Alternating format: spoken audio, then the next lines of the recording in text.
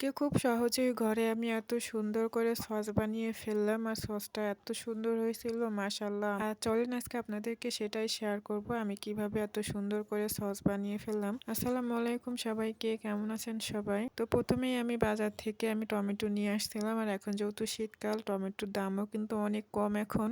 আর এখন শীতকালে তো অনেক বেশি টমেটো পাওয়া যায়, তাই আমি দেশি টমেটো নিচ্ছিলাম এই জায়গা। তো এই জায়গা আমি 1-1.5 কেজি পরিমাণ টমেটো নিছি, এগুলো সুন্দর করে কেটে নিছি। আর আজকে আমি এগুলাই দিয়ে সুন্দর করে সস বানাবো। আর সস বানানোর জন্য যেগুলো জিনিস আমার লাগবে সবকিছু একটা বাটিতে করে উঠায় নিয়েছি। এই জায়গায় পরিমাণ মতন পেঁয়াজ ছিল, লবণ, আদা, তারপরে শুকনা মরিচ, জিরা, দারচিনি, লবঙ্গ, গোলমরিচ, আর সাথে কিন্তু রসুনও দিচ্ছিলাম। পরিমাণ মতন সবকিছু নিয়ে নিছিলাম একটা বাটিতে উঠাই। এখন এই যেটা কড়াইতে করে আমি টমেটো গুলো সিদ্ধ হতে দেবো। আমি কিন্তু এর ভিতরে একদমই পানি ব্যবহার করব না। আর এখানে আমি কিন্তু 2 পদের মরিচ দিছি, একটা হচ্ছে শুকনা মরিচ আর একটা হচ্ছে গুঁড়া মরিচ, দুইটা একটু পরিমাণ মতন দিয়ে দিছিলাম। গুঁড়া মরিচ দিছিলাম যাতে একটু কালারটা সুন্দর আসে। আর টমেটো থেকে কিন্তু অনেক পরিমাণে পানি বের হবে, তাই আমি এক্সট্রা করে আর কোনো পানি দেই নাই। তারপরে এই জায়গায় আমি পরিমাণ মতন চিনি দিয়ে দিলাম। সবকিছু একবারে দিয়ে সিদ্ধ করে নিব, যাতে পরবর্তীতে আমার আর দিতে না হয়। তো এই জায়গায় সবকিছু দিয়ে আমি ভালো করে এগুলো মিশিয়ে নিচ্ছিলাম। আর মিশাতে মিশাতে দেখেন কত পরিমাণ পানি ছেড়ে দিছে এই জায়গা থেকে। আর এই পানি দিয়ে কিন্তু টমেটোটা অনেক সুন্দর করে সিদ্ধ হয়ে যাবে। আর এটা হচ্ছে পরের দিন আমি উঠায় রাখছিলাম টমেটো সিদ্ধ করে, একবারে পানি কমায় ফেলাইছিলাম। আর এখন যে এগুলা ব্লেন্ডার করে নিব,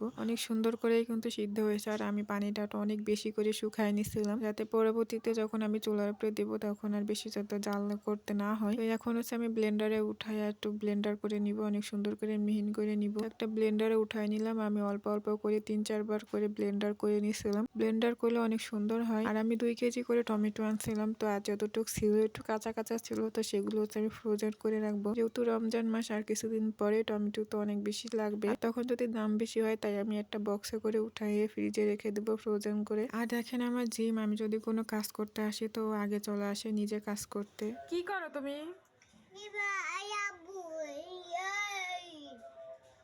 হ্যাঁ, তোমার আমি এগুলো করতে কইছি?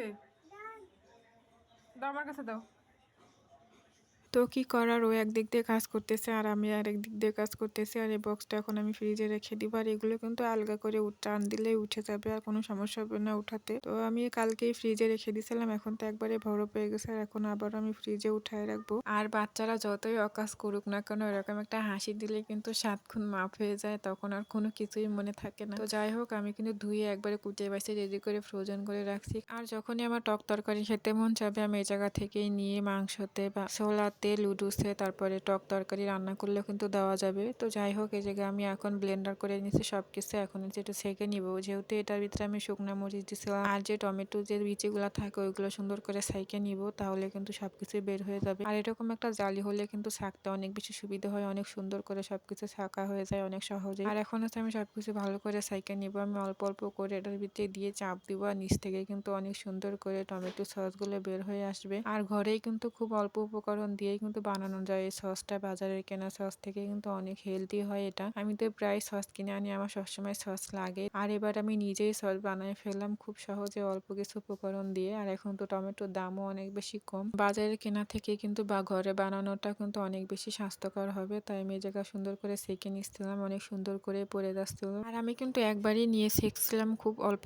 নিয়ে। তারপর দেখেন কত পরিমাণ সাবা বের হয়েছে, টমেটোর বিচি বা মরিচের বিচিও বের হয়েছে। তো যাই হোক, আমি এই জায়গায় কিন্তু সবগুলো সেঁকে নিয়েছি। মাশাআল্লাহ, টমেটোর কালারটা কিন্তু অনেক বেশি সুন্দর ছিল, একবারে লাল টকটক করতেছিল। এখন কিন্তু আর একটু জাল দিব আমি চুলাতে নিয়ে যে, তারপরে কিন্তু ফাইনালি আমার সসটাও রেডি হয়ে যাবে। আর তারপরে চুলার উপরে চলে আসলাম, আমি আবারও টমেটো চুলার উপরে দিয়ে দিচ্ছি। আর এখন হচ্ছে পরিমাণ মতন ভিনেগার দিয়ে দিব। ভিনেগারটা দিলে কিন্তু টমেটো সসটা অনেকদিন পর্যন্ত ভালো থাকবে, তাই আমি 1.5 কাপ পরিমাণ ভিনেগার দিয়ে দিলাম এই যে। আর এরকম 1 বোতল ভিনেগার কিনলে কিন্তু সবকিছুতেই দেওয়া যায় অল্প অল্প করে। আমি অনেকদিন আগেই কিনছিলাম, এখনো রয়েছে। আমি একটু একটু করে সবকিছুতেই দিয়ে আচারে, আর এখন তো আমি টমেটো সসেও দিয়ে দিলাম। আর টমেটোটা কিছুক্ষণ জাল করার পরে নামানোর আগে আমি একটা পেস্ট বানায় রাখছিলাম, এটা দিয়ে দিব। এটা হচ্ছে কর্নফ্লাওয়ার। কর্নফ্লাওয়ার দিলে কিন্তু টমেটোটা অনেক বেশি ভালো থাকবে, কারণ কর্নফ্লাওয়ারটা না দিলে যদি আমি এই অবস্থায় নামাই ফ্রিজে রেখে দিই, কিছুদিন পরে কিন্তু উপর থেকে পানি বের হয়ে যাবে। তাই আমি একটু কর্নফ্লাওয়ার গুলায় তারপরে দিয়ে দিব। তো তারপরে আমি কর্নফ্লাওয়ারটা উঁচা 1 চামচ নিয়ে সামান্য একটু পানি দিয়ে গুলায় নিছি। এখন হচ্ছে টমেটোর ভিতরে দিয়ে দিব। আর কর্নফ্লাওয়ারটা দিলে কিন্তু